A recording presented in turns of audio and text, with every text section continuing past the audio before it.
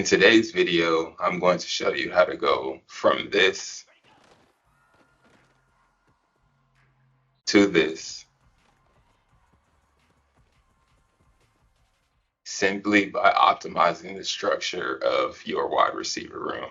Welcome to 7 Series Football, where we optimize for efficacy, realism, and immersion in EA Sports College Football 26.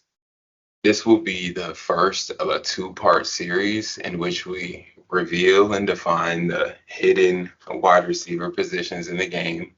We'll locate the roles and the depth chart, and then observe the benefits of matching skill sets to the proper positions. That'll be what we cover in this video.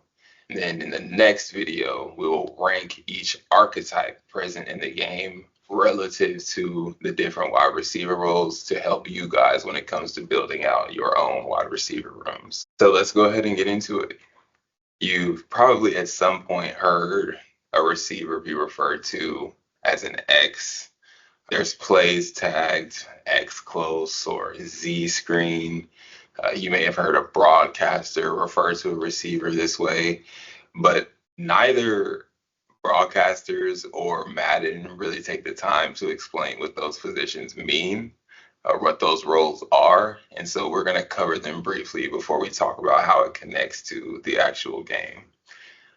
So we have all of the positions here. This terminology changes depending on what coaching tree you've learned it from. My background is going to be in the Earhart Perkins pro style kind of spread type offense.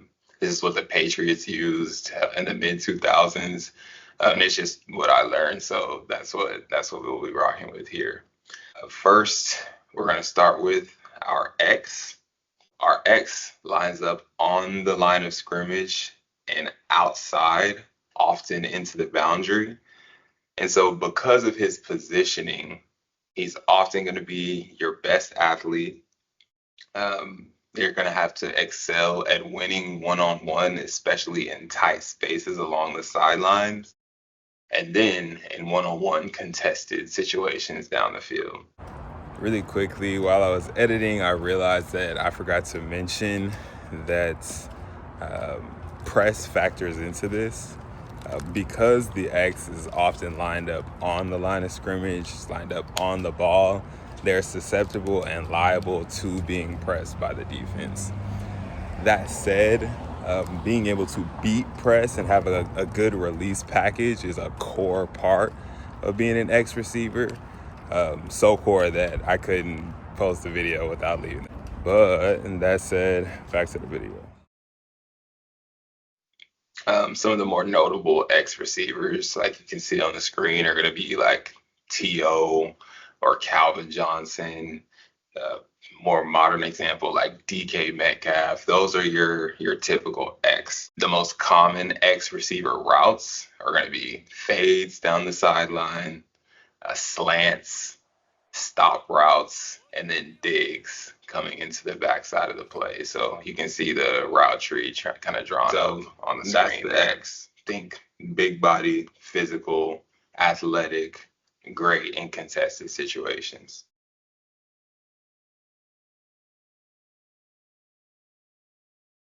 Then we have our Z. They line up off the ball, so not on the line of scrimmage. They're often lined up into the field as opposed to the boundary. But this is also your motion man. They can move in and out of the slot.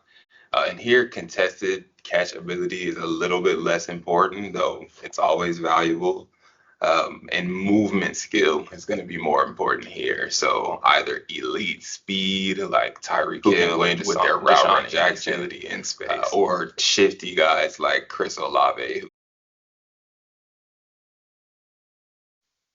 From there, we have our slot, also known as our F. They line up inside, often off the ball as well, but not always. And they excel at reading and reacting to coverage. So if it's zone coverage, they're often sitting down and finding space in between zones. Or they are reading leverage and winning on option routes against man coverage, being that they have this two-way go. They can go vertical, they can go inside, they can go outside, and then they can pretty much sit down wherever Wes Welker in the zones. I told you guys I'm a Cowboys fan, so I had to put CD up there too. Over the past few years, he's played more than 50% of his snaps from the slot, so he's my F. From there, you have your Y, or your tight end. And these are going to be more scheme dependent. Some teams, some systems will deploy their tight ends as mostly blockers. Some teams will run mostly four wide receivers and not very much use their tight end. Some teams like to run multiple tight ends, and then he turns into your H. We're not going to go over route trees for tight ends just because they are so scheme dependent, but I thought I'd still mention it to you here. So now that we understand what the wide receiver positions or roles are, let's take a look at them in the depth chart. So your wide receiver 1 is going to be your X, and your wide receiver 2 is going to be your Z. In my team specifically, this guy's 6'3", 200 plus pounds, platinum 50/50, and he has 99 release.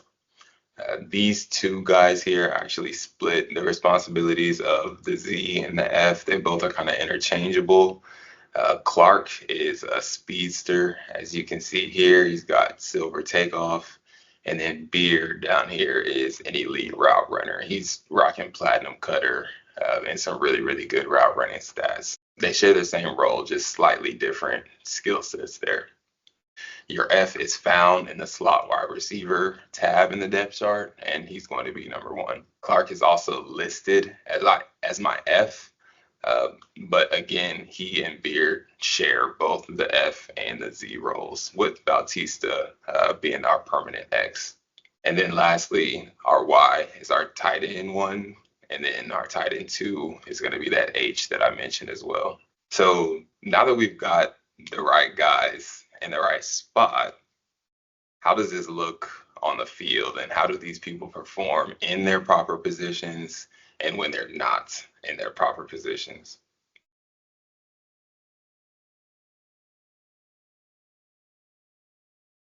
Our first example is going to be paying attention to this fade trips, the outside we're going to be running this X receiver.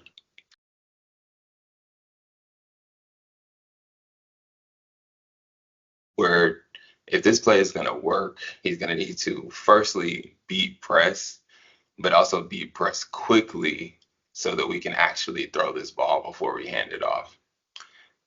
So in this first example here, we're going to have Beard running this fade, who is our Z receiver. He doesn't have great release, although he is a great route runner, and he's going to get jammed.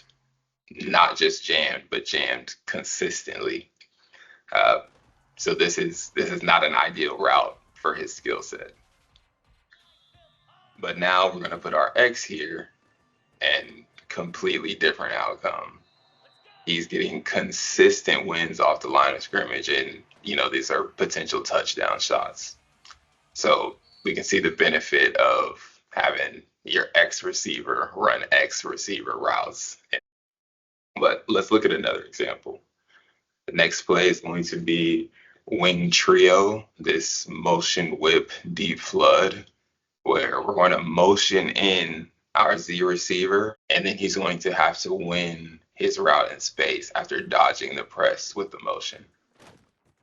So if you look at our X run this route and our deep threat run this route in the upcoming clips, we're going to see that they get bagged. They simply do not have the agility and the route running to run this particular route or play this particular role as effective as someone who is specialized for that.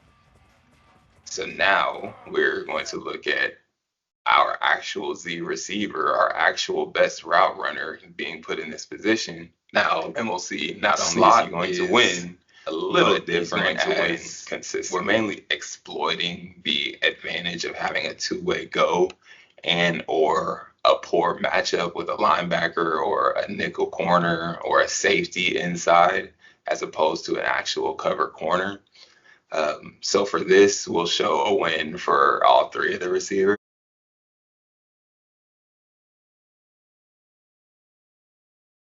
And it'll be out of this play empty shock wide receiver option.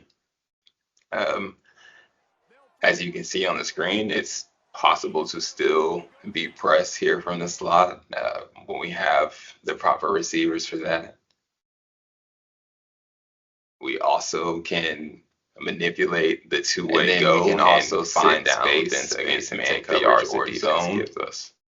And so that's going to be all for part one.